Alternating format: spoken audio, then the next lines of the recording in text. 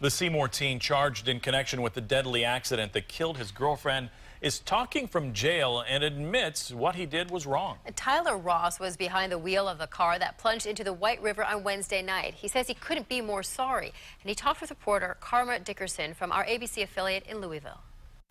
I'd rather her still be here. She had a lot more going for her life than I ever have. Talking with me in the Jackson County Sheriff's Office, Tyler Ross took full responsibility for the crash that killed Brooke Hawn, just 12 days shy of her 17th birthday. It hurts. I know, because it's my fault.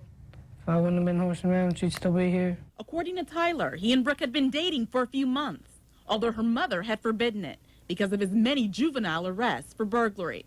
I liked her a lot. She made me happy. I loved being around her. She was there when I needed someone to talk to. Wednesday night, the 18-year-old and his friend went for a ride in her car from Seymour headed to Brownstown. Tyler behind the wheel, Brooke in the passenger seat, and his friend in back. Tyler has never had a driver's license. He admits to doing tricks and driving recklessly. And when he took a curve too fast, he overcorrected, flipped the car, and plunged into the White River. He and his friend escaped through windows, but they couldn't free Brooke. Her aunt doesn't accept that. Those two got out of that car and left my niece in there in the river. Tyler told me he came up for air and spotted his friend bloody and struggling to get to shore. He says he then went back for Brooke. I couldn't breathe, so I had to go back up. It killed me. But I didn't know what else. I didn't know what to do. It took a dive team to get the car out of the water.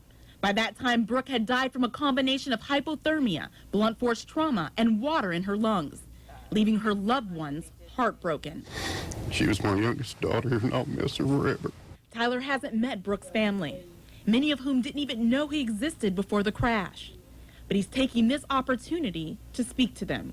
I'm sorry. I never meant for it to happen. If I could take it back, I would. And if there's anything I can do to help you guys, I'll help. I'll do whatever it takes.